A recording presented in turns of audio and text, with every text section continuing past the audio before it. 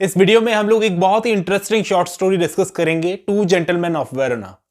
दोस्तों शुरू करते हैं, मिलता है इस वीडियो के एंड में। जे क्रॉनिन की शॉर्ट स्टोरी है टू जेंटलमैन ऑफ वेरोना। ये कहानी जो है मैं आपको लाइन बाय लाइन समझाता हूँ, वर्ड बाय वर्ड। राइटर यहाँ पर पूरा किस्सा बताते हैं। जब हम गाड़ी चला रहे थे, ड्राइव कर रहे थे, एल्प्स के पहाड़ों के किनारे नीचे की तरफ, नीचे के इलाके में दो छोटे लड़कों ने, जो ज़्यादा बड़े नहीं थे, हमें रोका।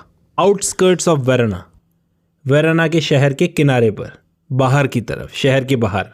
शहर में दाखिल नहीं हुए थे अभी हम। वो लड़के जंगल की स्ट्रॉबेरीज बेच रहे थे। हमारा ड्राइवर बहुत सतर्क था, सावधान था।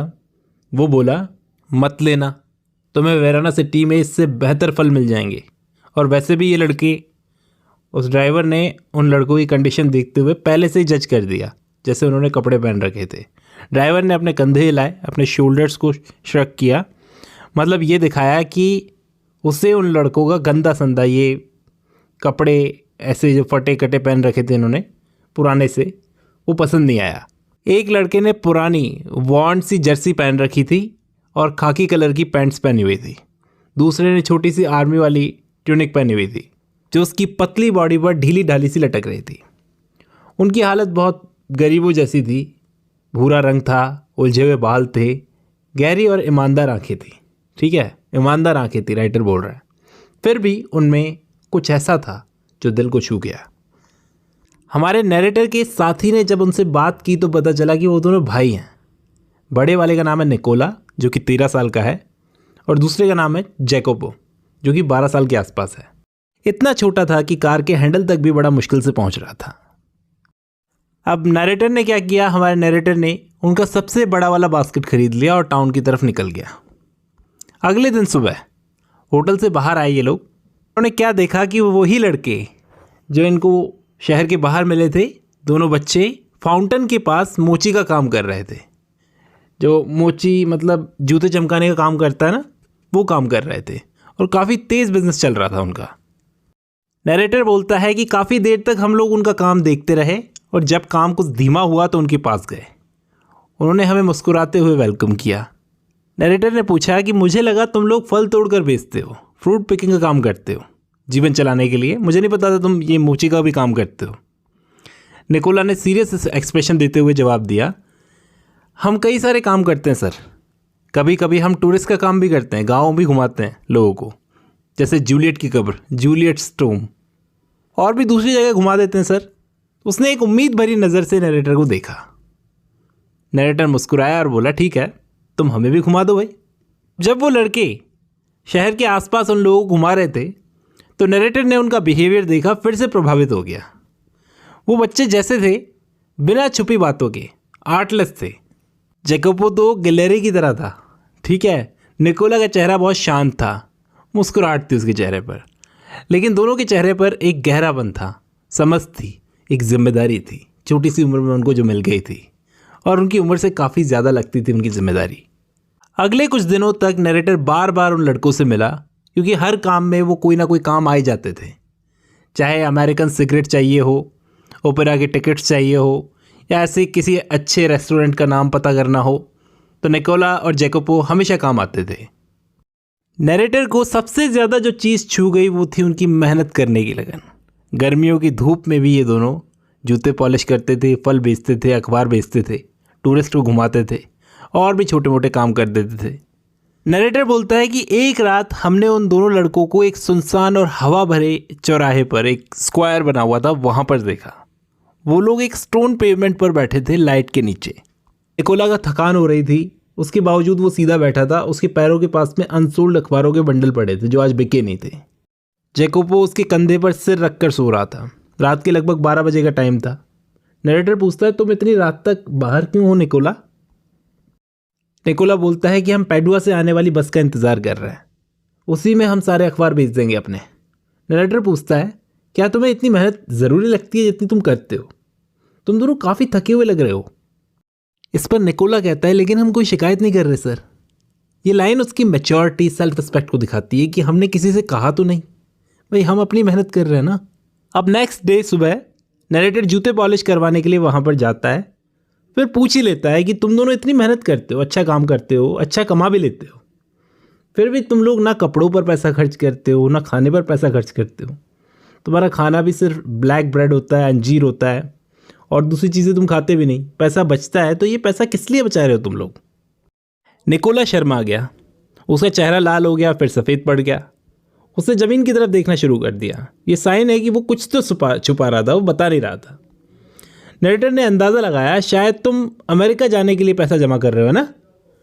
निकोला ने हल्के से देखा और मुश्किल से जवाब दिया। वो कहता है, हाँ हम लोग अमेरिका जाना चाहते हैं, लेकिन फ़िलहाल हमारे पास कुछ और प्लान्स हैं। किस तरह के प्लान्स? नरेटर ने पूछा। निकोला मुस्कुराया, लेकिन थोड़ी असुविधा के साथ में, और धीरे से बोला, सिर्फ कुछ प्लान्स हैं। वो अभी भी अपना राज बता नहीं रहा था, मतलब छुपा रहा था। नरेटर बोलता है कि हम लोग मंडे को ये गांव छोड़कर जा रहे हैं, ठीक है? तुम्हारे लिए कुछ कर सकता हूँ, कुछ और कर सकता हूँ? निकोला तो मना कर देता है, लेकिन जैकोबो अचानक से बोल पड़ता है, सर हम हर संडे को गांव जाते हैं, पोलेटा। ये यहाँ से 30 किलोमीटर दूर है।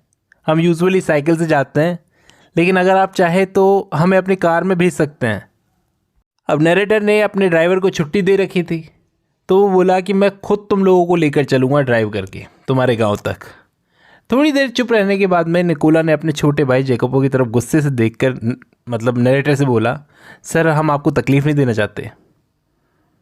नरेटर ने कहा, मुझे कोई तकलीफ़ नहीं होगी भाई। निकोला भी मान गया। पता नहीं वो चिड़चिड़ा कर बोला या शर्माई हुई टोन में बोला ठीक है। नरेटर बोलता है कि अगले दिन दोपहर में हम एक छोटे से गांव की तरफ गाड़ी से गए। पहाड़ी के ऊपर ऊंचाई पर बसा हुआ था वो गांव। मुझे लगा जैसे कोई छोटी सी गरीब झोपड़ी की तरफ, सिंपल से घर की तरफ हम लोग जा रहे हैं। ऑथर सोचता है कि ये दोनों लड़के शायद किसी छोटी सी झोपड़ी में किसी रिश्तेदार से मिलने जा रहे हैं, क्योंकि उनकी हालत सिंपल और गरीब जैसी लग रही थी। पर जो आगे होता है वो रीडर की एक्सपेक्टेशन से बिल्कुल अलग होता है, उल्टा होता है, सस्पेंस बिल्ड करता है। चलो आगे पढ़ते हैं, आगे क्या हुआ। वो लड़के हमारे नरेटर से कहते हैं कि हम लोग ज़्यादा देर नहीं लगाएंगे, बस 1 घंटा लगेगा, और कहते हैं कि आप चाहो तो तब तक किसी कैफ़े में चले जाओ कोई ड्रिंक लेने के लिए। फिर वो दोनों दीवार के कोने के पार चले जाते हैं, और ऑथर कंफ्यूज रहता है, क्यूरियस रहता है ये जानने के लिए लड़के कहाँ जा रहे हैं। उससे रहा नहीं जाता। थोड़ी देर बाद ऑथर उनके पीछे पीछे चला जाता है लड़कों के। एक साइड वो ढूंढ लेता है जहाँ ग्रिल लगी रहती है, और हिम्मत करके वो बेल बजाता है। नर्स जैसी दिखने वाली लेडी दरवाज़ा खोलती है, जो वाइट यूनिफॉर्म में होती है और स्टील रिम्ड चश्मा पहने हुए होती है। ऑथर कहते हैं, मैं 2 छोटे लड़कों को लेकर यहाँ पर आया हूँ। नर्स मुस्कुराते हुए कहती है, वो हाँ निकोला और जैकोब ना, मैं आपको ऊपर ले जाती हूँ। क्या करती है, उन्हें यानी नरेटर को एक ठंडे टाइट लॉबी में ले जाती है। एक हॉस्पिटल जैसा रहता है, और वहाँ पर जाकर नरेटर जो देखता है उसकी आंखें खुली खुली रह जाती है। वो दोनों लड़के एक लड़की के बिस्तर के पास बैठे थे जो तकरीबन 20 साल की होती है। उस लड़की का नाम था लूसिया। उस लड़की के चेहरे को देखकर ही पता चल रहा था कि वो उनकी बहन है। उसकी टेबल पर वाइल्ड फ्लावर्स का एक वेस पड़ा हुआ था, फ्रूट का बॉल रखा हुआ था, कुछ किताबें रखी हुई थी। नाम भी नरेटर को तब पता चला जब नर्स ने कहा कि आप अंदर नहीं जाना चाहेंगे, लूसिया आपसे मिलकर बहुत खुश होगी। पर ऑथर अपना सिर हिलाकर मना कर देता है, क्योंकि उसे लगता है कि वो इस खुश फैमिली के मूवमेंट को डिस्टर्ब कर देगा। अब नर्स खुद ही ऑथर को सब कुछ बताने लगती है। वो बताती है कि इस लड़की का नाम लूसिया है। तीनों बच्चों का बाप एक सिंगर था जो एक वॉर में मारा गया। फिर एक बॉम्ब ने इनका घर उड़ा दिया। तीनों बच्चे सड़क पर आ गए। महीनों तक ये लड़के खुद के बनाए हुए छोटे से शेल्टर में बड़ी मुश्किल से जिंदा रहे।